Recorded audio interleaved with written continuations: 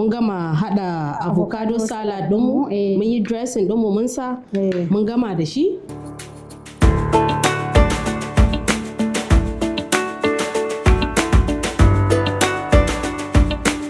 Sunana Chef Safiya. Sunana Chef Aisha.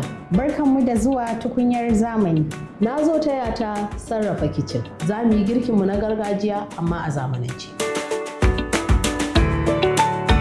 To a tare da ni akwai Chef Rukayya. Rukis Yomi Treats.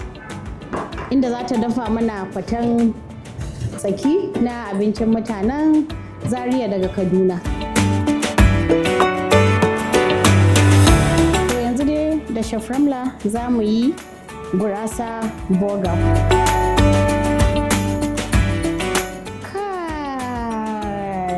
Chef Aisha, wannan faten doya yayi gaskiya. Kar ki saki a baki labari. Wake da shinkafa?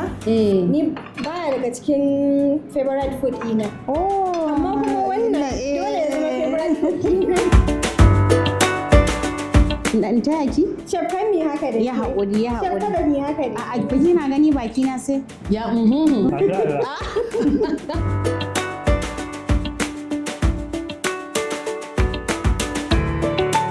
yanzu dai mu je mu haɗu a babban teburin ɗan domin a cinye wannan to bari mu ɗauka. To shi ke Ni ba to yawa to. Ni ma dai ga nawa. Allah ya sa albarka.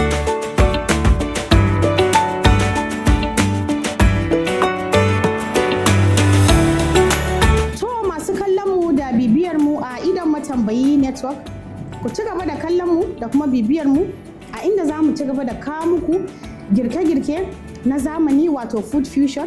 Abincinmu ne na gargajiya na gida amma muka sarrafa su ta hanyar zamani. Ki gaya ma uwar gida ka gwada.